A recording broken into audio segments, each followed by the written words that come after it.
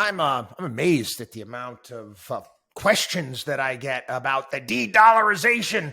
Is there going to be a bank run on the United States?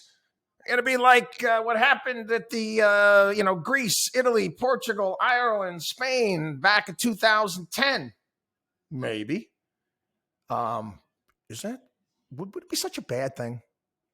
Again, we're experts at defying conventional wisdom here at the WatchDog on Wall Street show. Conventional wisdom is, oh my God, this is terrible. Oh no, China getting together with Russia. And did you see what happened with China and Brazil this past weekend? Oh my God, did you see what Macron said when he left his meeting with China and Europe's going to need to go their own way? Whatever. All good. Competition breeds excellence. And that's what we're going to need to do. We got to get back to being the United States again. Not this empire that's looking to invade countries and slay every monster going around the world like bloody Don Quixote, trying to take down windmills. We're trying to take down every monster out there. How about we do business? How about we go out and compete? Because that's what makes America great. That's what this country's all about. It was interesting. I was reading this. Larry Summers, and I always like joking around about Larry Summers, the smartest guy in the world. Just ask him. Sometimes I agree with Larry, sometimes I don't. But this is an interesting statement that he made. There's a growing acceptance of fragmentation, and maybe even more troubling, I think there's a growing sense that ours may not be the best fragment to be associated with. Think about that. You got countries around the globe that are saying, who do we want to saddle up with? We want to deal with the United States. We still want to deal with the United States? Anyway, somebody from a developing country said to him, what we get from China is an airport. What we get from the United States is a lecture. And added that Middle East, Russia, China links were a symbol of something that is a huge challenge for the United States, which is looking a bit lonely on the right side of history, as those who see much less on the right side of history are increasingly banding together in a whole range of structures.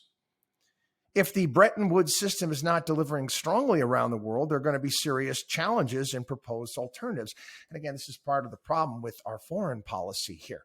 It is disjointed. It doesn't make any sense. Again, when we do things like, again, put sanctions on Russia with the SWIFT banking takedown that we had, making it difficult for them to conduct transactions, that affects other countries around the world that have already done business with Russia and want to get paid. And it ticks them the hell off, quite frankly. And they're like, who the hell are you guys? And that's, they're talking about the United States. So countries are saying, hey, you know what?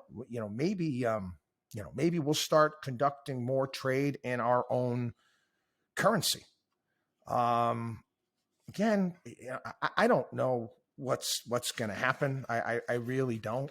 But I'm a big believer that, we can right the ship.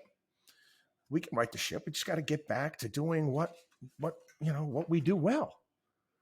Try to create, basically have more friends than enemies. I mean, you think about all the things that are taking place, right? You think about this intelligence, they call it intelligence leak. I mean, do you understand how ridiculous this entire thing is? How this makes us look? I mean, we got one embarrassing story after another. That whole concept, the shining city on a hill, where we want to lead by example. We want people to look to us because they want to be like the United States. They want to do business with the United States. That's what's made this country great. Guys, we're slipping, man, and we got to admit to that. We're slipping. You take a look at our fiscal policy here in the United States, the amount of spending, our deficits, our debt. What is it, reading today? What is it, over $800 billion in interest we're going to pay this year? Over $800 billion in interest. Again, countries are going to look to their own, their own best interests, and that's what they're going to do. You had a big meeting. You have Brazil. It's China's most important trading partner in South America. They just announced a new agreement to conduct bilateral commerce in their respective currencies rather than the U.S. dollar. Again, they said, this move shocked many in the United States, but opened the eyes of others around the world to the possibility of decoupling from the dollar. Interesting. Again, Lulu said, I don't understand why we have to continue to do business this way. We're getting pushback from all of these countries around the globe. Again, what do you do?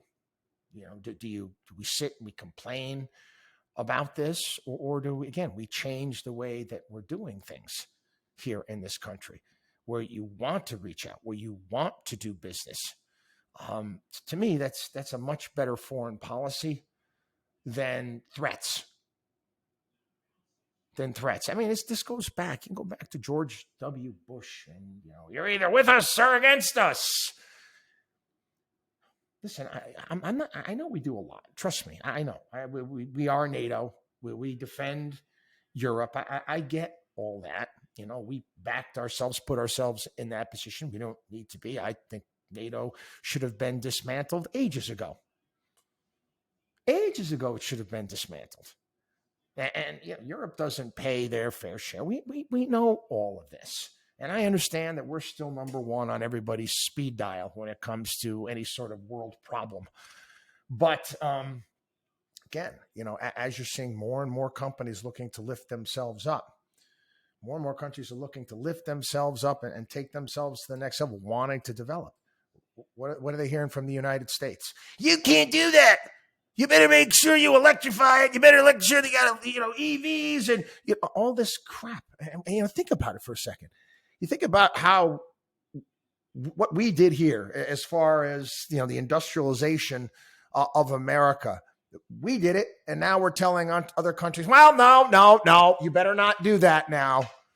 You better not do that because it's bad. You're putting too much carbon into the atmosphere. Do you think that they really give a damn? Huh? Do you? Do you think that some of these emerging, do you think they're actually thinking about any of this? No. We should be looking, like I said, what China's doing. You look to invest. You look to develop. You don't look to give stuff away either. That's one of the interesting things that, I've talked about here over the years. It's giving stuff away. Oh, it's great. Okay. It's a short term. Here you go. Here are the mosquito nets. Here are the mosquito nets. You're going to prevent malaria in Africa. We're giving away mosquito nets. What do? We put the factory, the mosquito net factory in Africa. We put it out of business because we're giving them away for free. Does that make any sense? Rather than give away mosquito nets, maybe we should invest and help that factory to expand. To me, that's a much better way of doing things. WatchDog on WallStreet.com.